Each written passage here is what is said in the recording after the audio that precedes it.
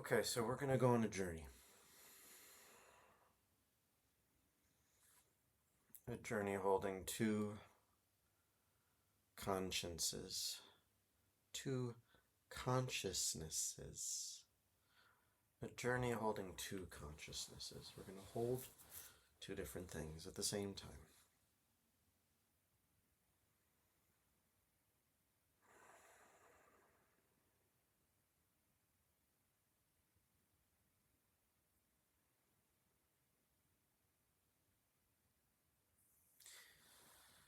So you can ask an artificial form of intelligence.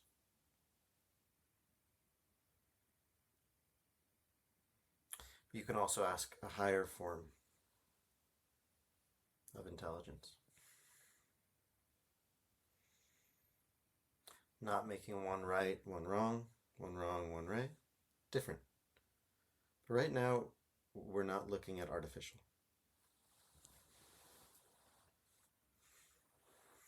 We're looking at another dimension of consciousness. And that's where we're going to communicate from.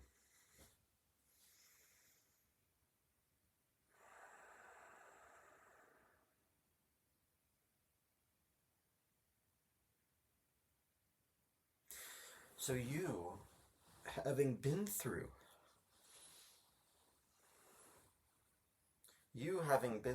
that which I will go through,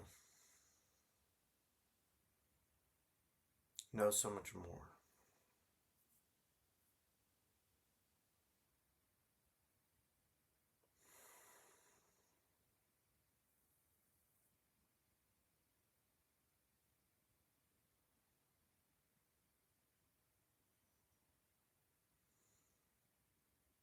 So tell me a little bit about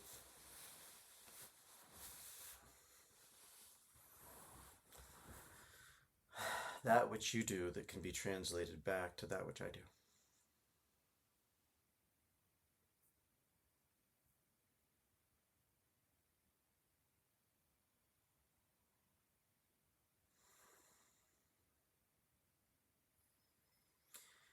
Well, you're on the right path.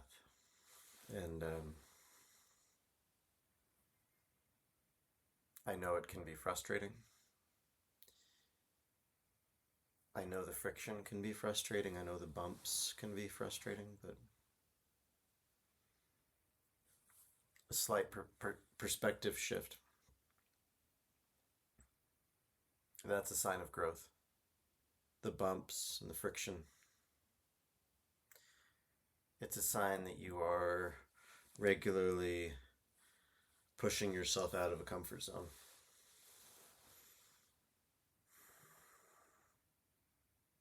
You are pressing against the membranes of new and ever expanding comfort zones.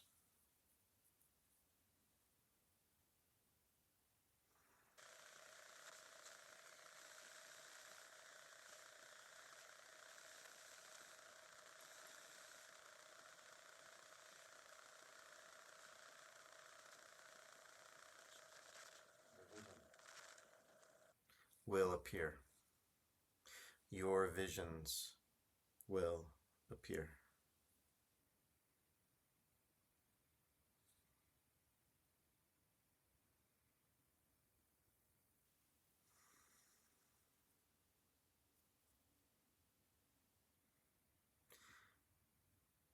And of course, at times you're on the right track, and on times you're on the wrong track. And there's nothing right and wrong about them. The right is simply getting you where you want to go, and the wrong is simply veering you off track from where you want to go. Veering you off track. It's not bad. It's not a problem. It's only a problem if you continue going in that direction. So redirection is a huge part of this.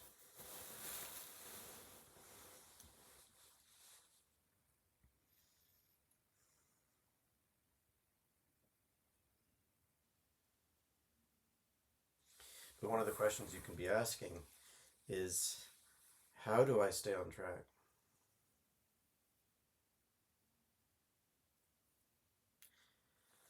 How do I go from a zigzag, off track, on track, off track, on track, off track, on track, off track, on track, off track, on track, off track, off track, off track, off track, off track, off track, on track, off. How do I go from that to more of a on track, on track, on track, on track, off track, on track, on track, on track, on track, off track, on track, on track, on track, on track.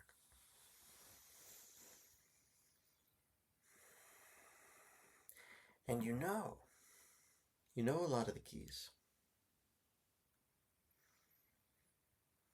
You know a lot of the keys. It's implementing the keys. It is aligning. It is alleging with the keys. It's the next level. For example, you know that simplicity is on track and that complexity is off track. And yet your mind loves to complexify. Your mind loves to complexify. And it's beautiful and it's endearing.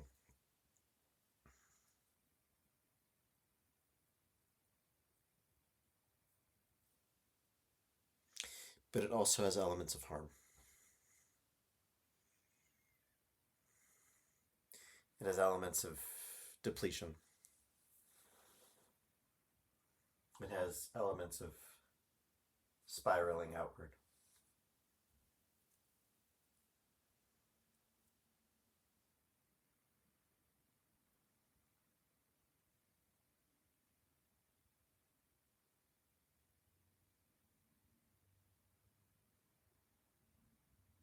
And you know now that most things that are potent, powerful, transformative, alchemical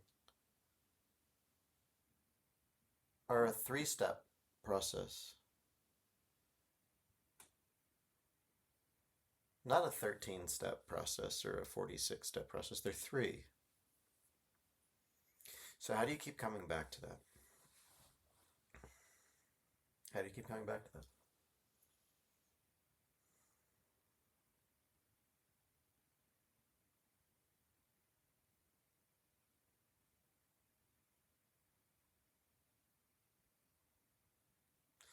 It's interesting, there's a certain flow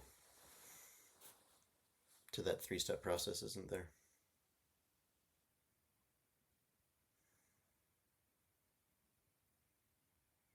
There is a participatory flow. There's an engaged flow.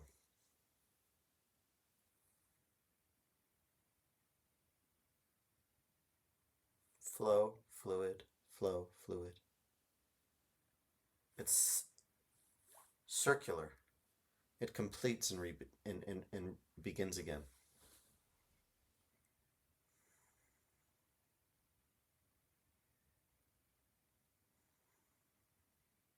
Something arises within you. Something arises.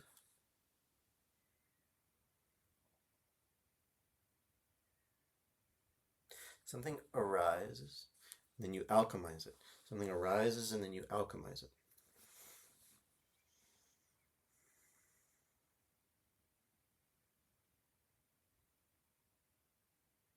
And then what? What's the third thing?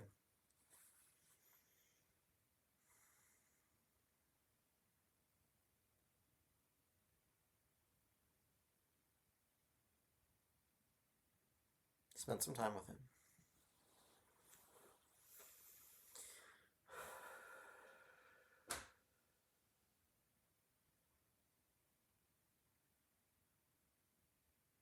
Remember, we're holding 2 different forms of consciousness. It arises.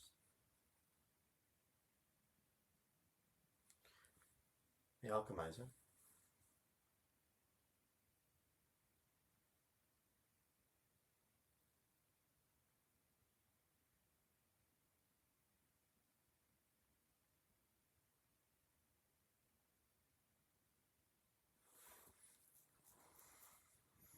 It's similar to release.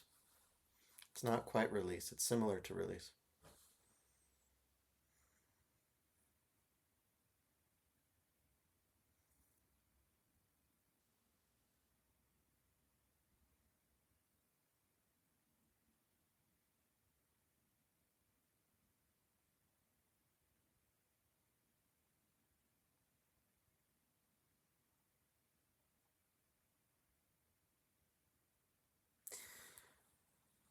It arises. We alchemize it, and then we realize it. What does it mean to be realized?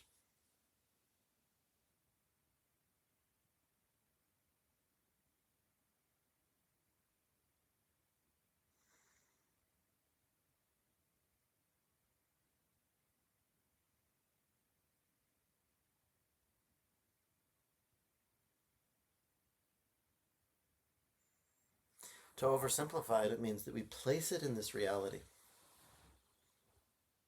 We place it in this three-dimensional reality of time and space.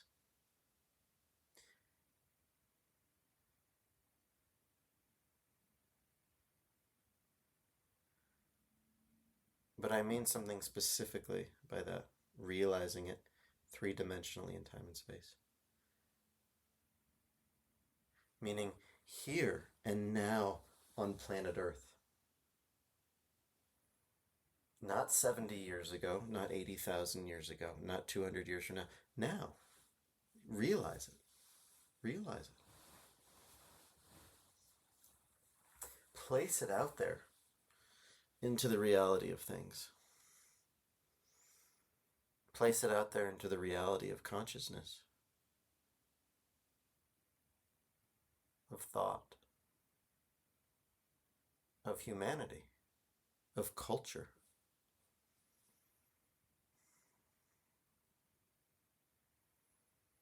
That's the flow, that's the fluidity.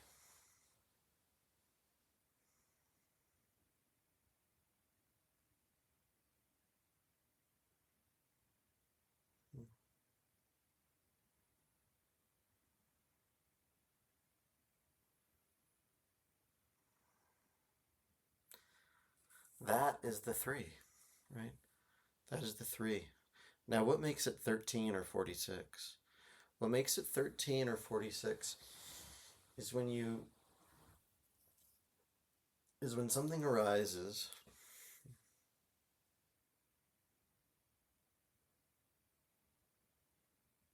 and you add a whole bunch of other steps or thoughts around it. Or when something arises and then you alchemize it, and then all sorts of fears, psychological impediments, residual trauma,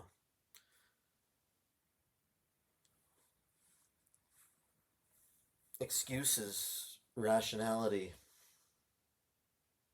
blind spots, all these different things come around, preventing the realization, preventing the alchemized from being realized.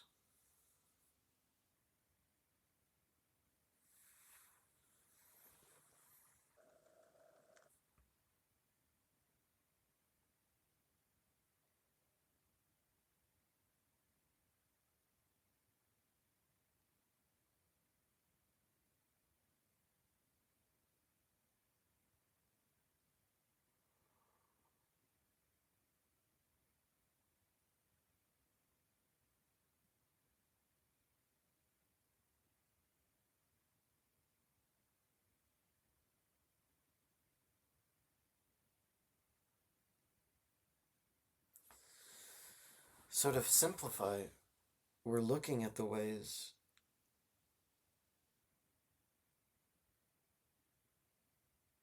in which, again, going back to the track, on track, on track, on track, on track, off track, on track, on track, on track, off track, on track, on track. increasing the degree and the amount that we're on track. It means coming back to that cycle. It means coming back to that cycle and honing and distilling. How do I get from arise to alchemize to realize? With a fluidity and a consistency, and hopefully eventually a joy, an exuberance, an alignment, a celestial, divine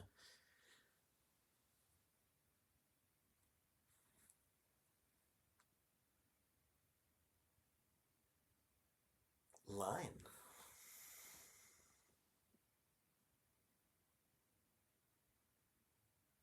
A celestial and divine balance, central force, central alignment.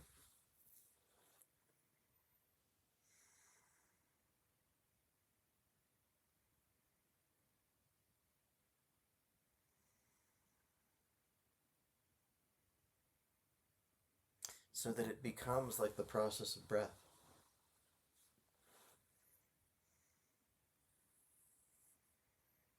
Inhale, hold, exhale. Inhale,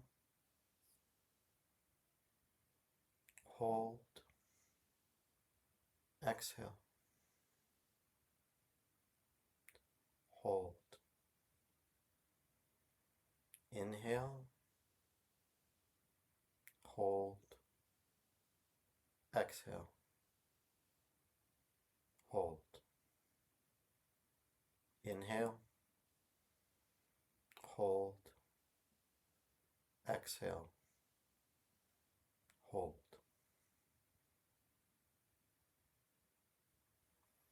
Inhale, it arises. Hold, we alchemize it. Exhale, we realize it. And then hold again, we be. We exist, we are.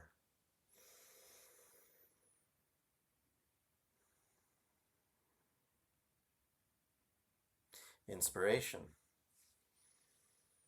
alchemization, realization,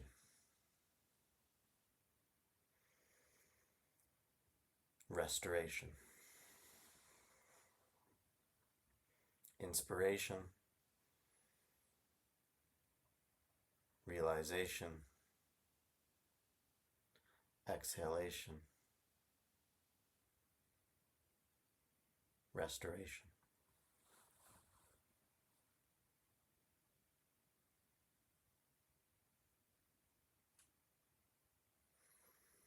Which shows the beauty that it can be really looked at as 3 or 4.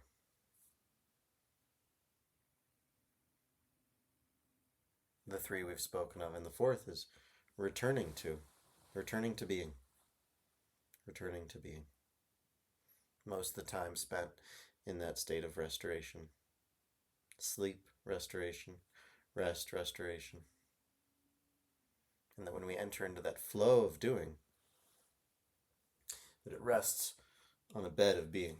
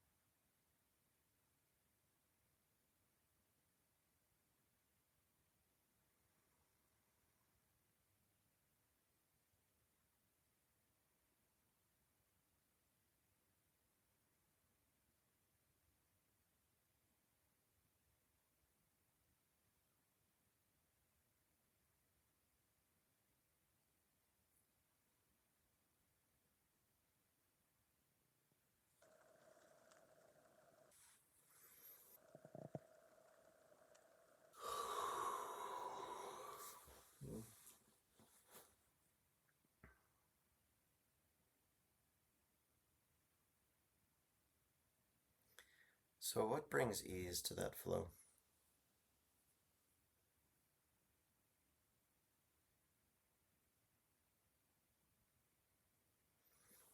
What allows for it to be something that doesn't expand out into 13 or 46 steps, but stays at 3, 4 steps? What is the magic that allows for the seed to plant and grow into a beautiful tree? Seed, plant, boom, grow. Seed, plant, grow. Seed, plant, grow. Seed, plant, grow. Think of that. And then think of the seeds jostling around in a pocket, in a hands, in mind. Think about the seeds jostling around, turning, tumbling, never planted, never turning into a tree and growing. What's the difference?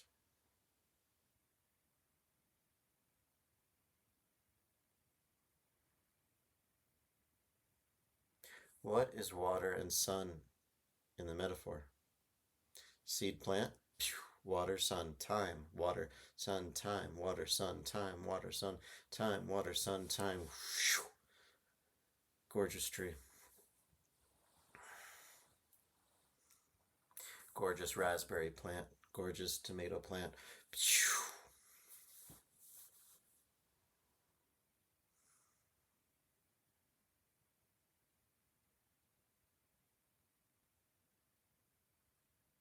Seed. The arising. The insight, the inspiration.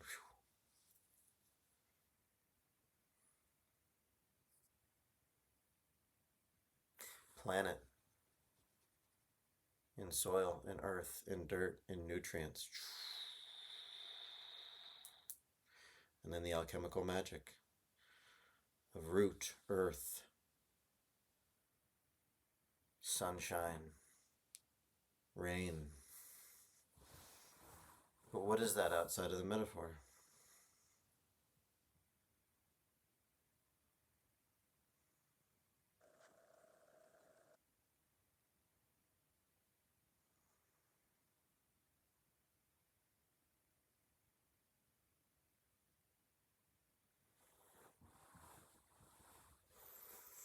Outside the metaphor.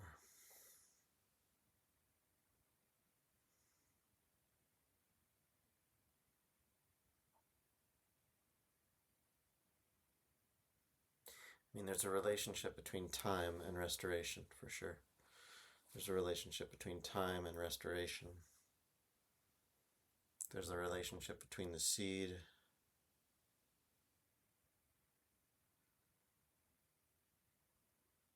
and the arising, the planting of the seed and the arising.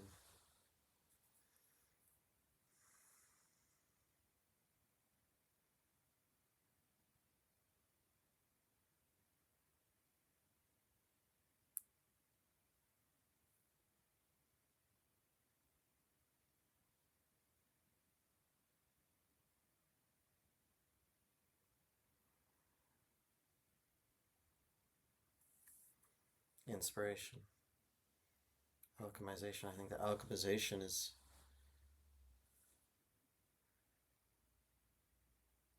the sun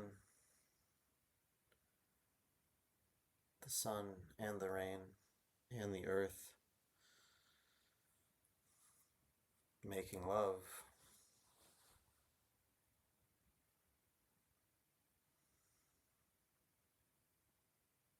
making beauty, making life.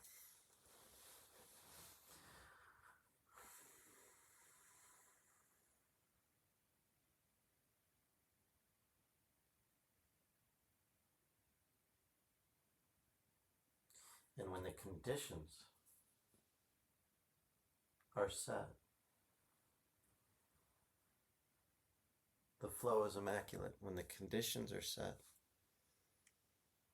the flow is immaculate. There's no trying. There's no trying. There's no performing. There's no trying to become the tree. There's no trying to be the tree for validation,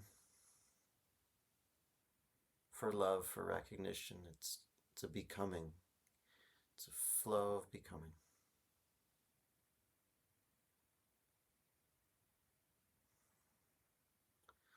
When the conditions are set.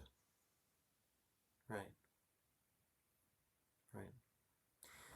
When the tree, when the seed is planted on a stone,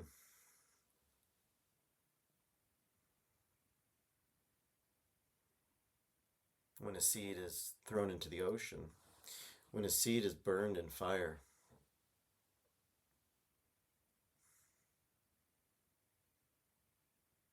when the conditions are not set, when the environment is not ready, not prepared for that seed. If there's a torrential flood, right, too much water, right, too much water, too much fire, too much earth, right? You bury that seed too deep in the earth, it will never see the sky.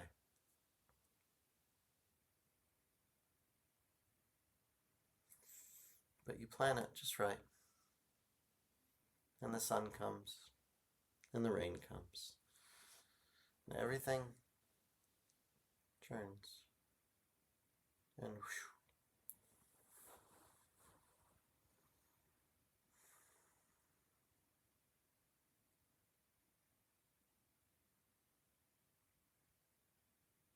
So the insight comes, and you plant it just right, in the right soil, the right number of centimeters beneath the earth, and you cover it, and you water it just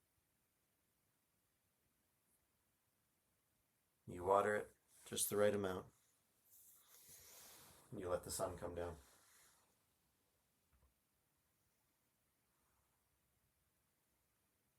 And it grows, and it grows, and it grows, and it grows, and it grows. And patience, right?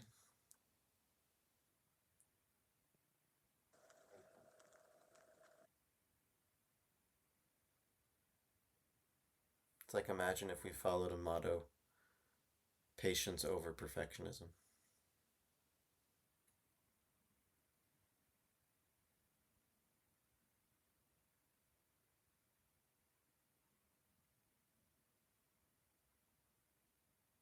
There's that saying, a watched pot doesn't boil. There's a certain degree of this which is really about that connection between time and patience.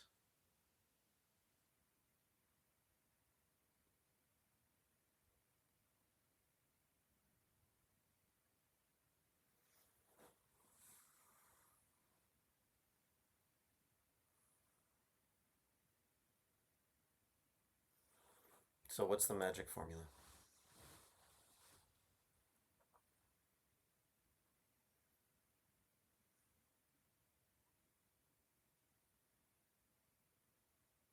When it arises, spend enough time with it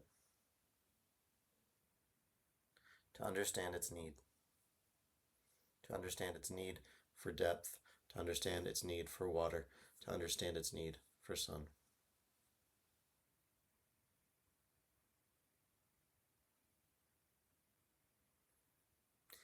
And when you have that clarity,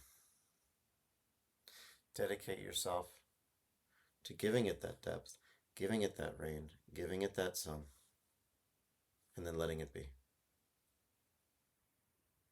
Time and patience. Time and patience. You can visit it. You can sing to it.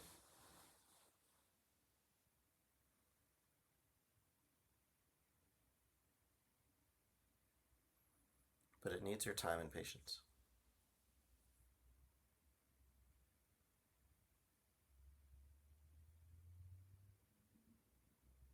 And ultimately, time and patience are a form of and synonymous with love and trust.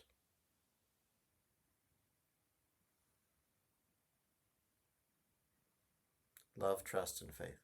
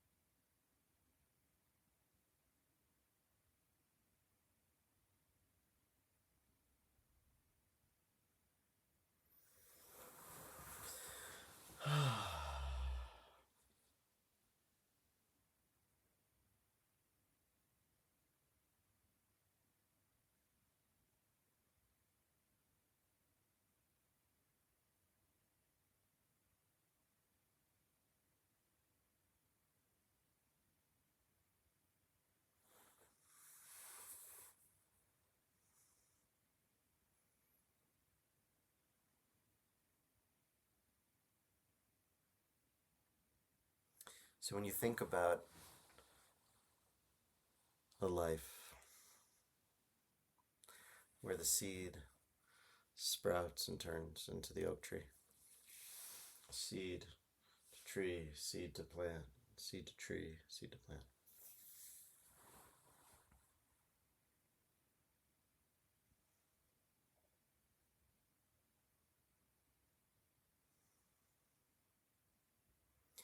You're really looking at that seed from all angles and giving it a comprehensive, multi-directional layering and levering of support.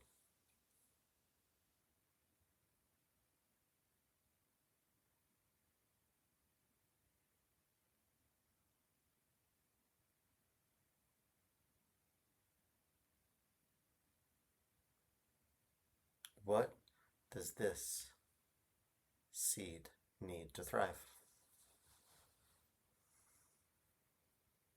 Not what do seeds generically need to survive. But what does this seed need to survive and to thrive?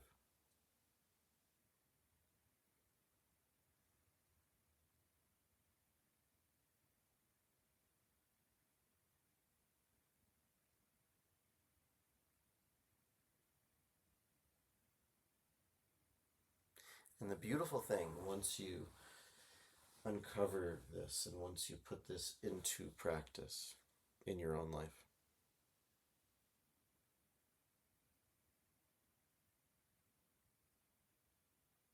is that a forest grows. A forest grows where everything was barren.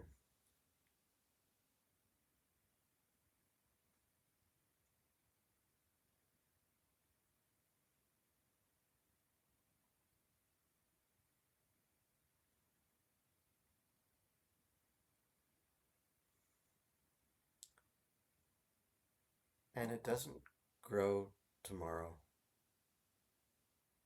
or in a week or in a month to any form of egoic satisfaction.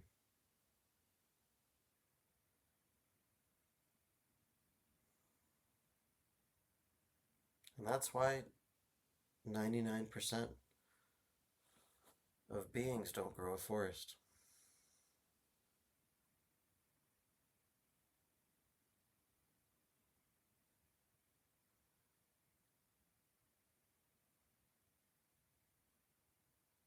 It's because they want tomorrow's results now.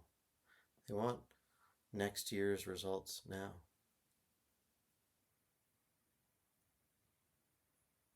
But this is a journey.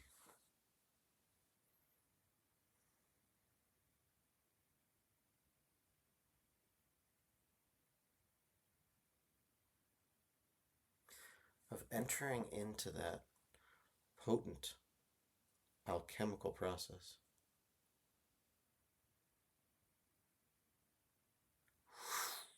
And then releasing. Trusting. Letting be. Letting go and letting be.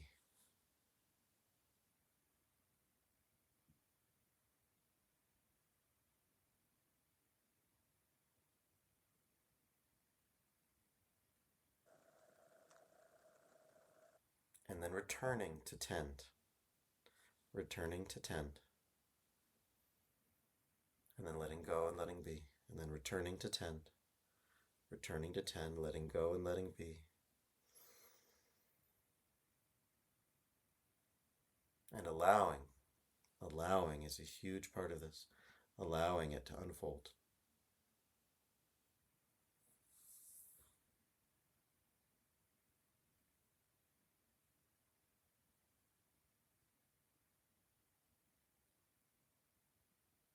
Allowing that co-creativity.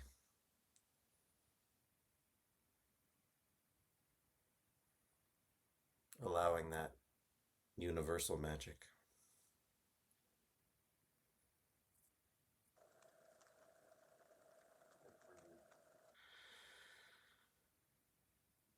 with so much depth